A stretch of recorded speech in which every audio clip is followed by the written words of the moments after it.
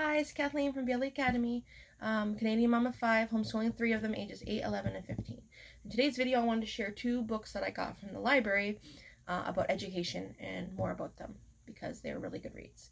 So the first one I wanted to share is the author may be known to you if you're a classical homeschooler, which I'm not, but I still like to learn. I thought I was getting The Well-Trained Mind by Susan Wise Bauer, but it turns out that I didn't realize that there was 2 books that sounded the same, and I grabbed the wrong one from the library. So I have The Well-Educated Mind by Susan Wise Bauer. This is a guide to the classical education you never had. So whereas the other book is about classical education at home, which I wanted to read just to get new ideas because I'm more of an eclectic homeschoolers, this one is more for people who are adults who want to learn in a classical way and had never learned what to do. So first of all, what the book is supposed to be about, and then what I got out of it. So the book, first of all, is very thick, lots of pages, but it's supposed to be a guide to classical education, the grammar, logic, and rhetoric stage. I think I said that in the right order. I'm not the right person to explain what that is, but the book explains what it is and then tells you how to use it when you want to study novels or even nonfiction. So it tells you, like, when you read a book, it recommends that instead of worrying about, oh, I read 200 books this year, I read 100 books this year, I read 50 books this year, it's more about how much reading it many times and really learning something from it, which I get, although I gotta admit I still one who counts because I like to see how many books I read a year. But I get what they're saying. I can't personally find myself reading a book 3 times just to get really in depth with it. It's just not for me, but I get the concept of it. And what it does is, so first it teaches you about the classical 3 levels, and then it goes into most of the book is about different types of books. So for example, where is it?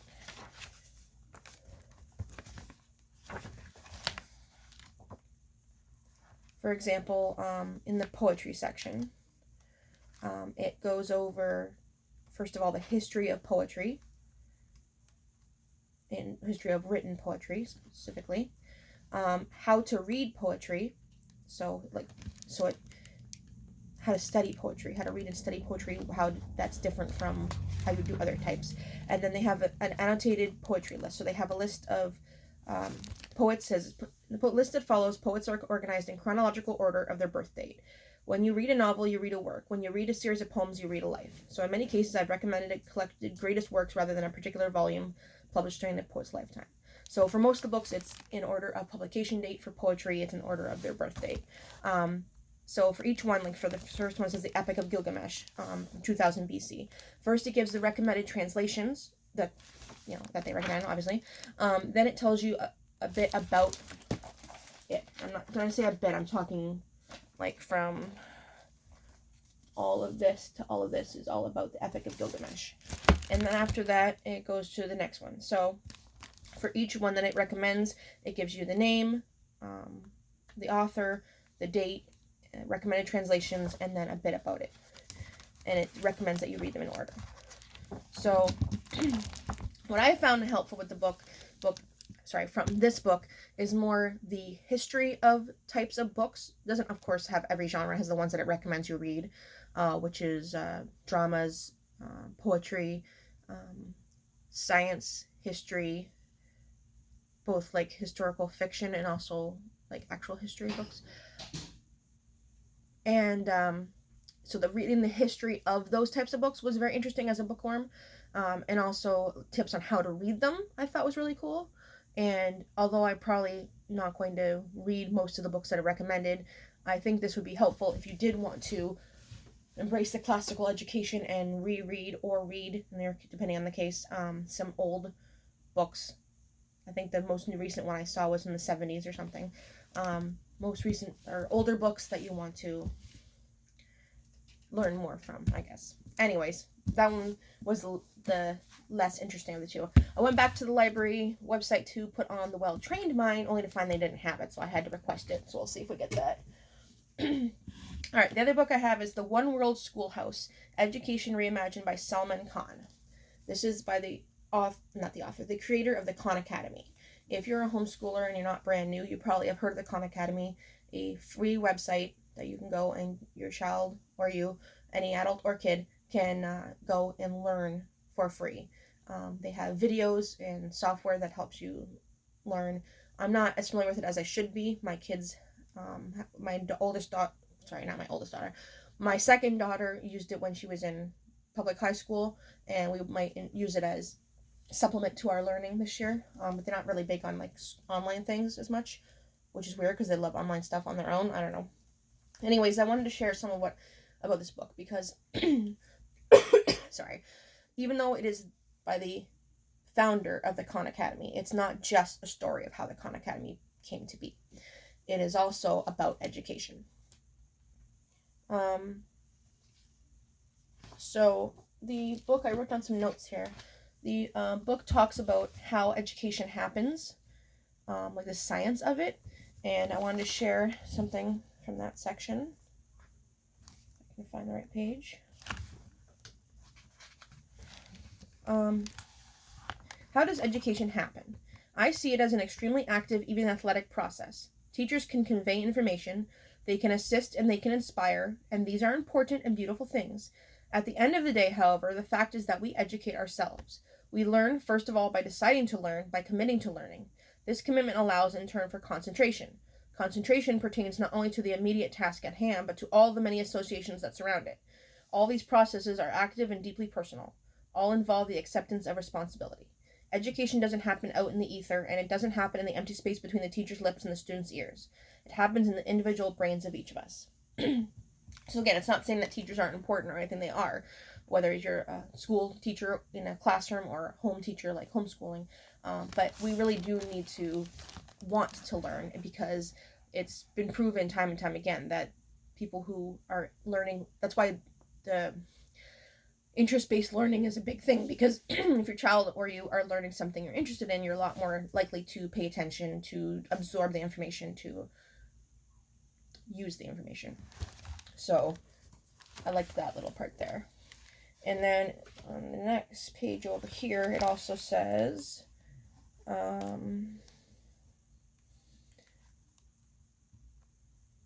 that this piece, okay, so it's talking about what I was talking about a minute ago, but the piecemeal approach to teaching is hardly limited to math and science. Similar instances can easily be found in the humanities. For an example, from the subject of history, consider the Napoleonic Wars and the Louisiana Purchase. These were closely related events. Louisiana was offered at a fire sale price only because Napoleon was desperate to finance his land wars in Europe and had his navy destroyed at Trafalgar. So he couldn't protect Louisiana, whatever. Well, what are the kids taught? If they're American, they tend to be taught that Thomas Jefferson got a great deal, with very little context as to why the Americans had a lot more negotiating leverage. This is not the section I wanted to read, so let me backtrack that. In our misplaced zeal for tidy categories and teaching modules that fit neatly into a given length of class time, we deny students the physiological benefit of recognizing connections. The conventional education approach tends to be drearily consistent. Take a piece of a subject and treat it as if it existed in a vacuum. Spend 1 to 3 or 6 weeks of classroom lectures on it, then give a test and move on. No wonder so many students acknowledge that they are largely forgot a subject soon after they've been tested on it. Why shouldn't they forget it? First of all, it's likely that they've been denied the mnemonic advantage of having this most recent module related to subjects that have come before.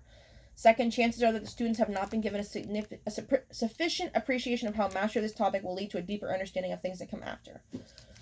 So what they're trying to say is that knowledge is not a vacuum. You can't just learn this and then, time's up. Whether you learned it or not, let's move on to the next thing, which unfortunately is what happens in the public schools. And I'm not against public schools. I have 2 kids in public school. One just finished and graduated, but the other one's still in public school. It's unfortunate that that's kind of the way they have to teach, because they can't just, 2 people in the class are behind, so we have to stay on this forever and nobody else can move forward, because that wouldn't be good for them either. That's one of the benefits of homeschooling. If I'm teaching fractions and my children understand fractions, I can move on to the next thing. If they don't understand fractions, we can spend longer on fractions. Then it goes on to the history of education, which apparently was based on a Prussian model. And so there's a whole chapter on that. So it says, where did when and where did there come to be such a thing as primary school and secondary school as we know it, or K-12 education as is now referred to? The orthodoxies that we take for granted and are now enthralled to, the length of the school day and the school year, the division of the day into periods, the slicing of disciplines into subjects, where do these things come from? For that matter, who decided that education should be tax-supported and compulsory, that it should begin at a certain age and end after a certain number of grades, and that it should be the business of the state to decide what should be taught and who should be a teacher? To those who are not in the field, it may come as a surprise to learn that all these then radical innovations in what we now call K-12 education were first put into place in 18th century Prussia. Prussia, with its stiff whiskers, stiff hats, and stiff way of marching in lockstep, is where a basic classroom model was invented. Compulsory, tax-supported public education was seen as a political, at least as much as a pedagogical, I'm probably saying that wrong, tool, and no apology was made for this. So yeah, that's where it came from. The chapter, of course, goes into it more in depth, but that's just the basics that I wanted to share. Another thing that I found very interesting is the chapter on Swiss cheese learning, which is probably exactly what it sounds, is exactly what it sounds like, where you're learning bits and pieces, but there's gaps in your education. Alright,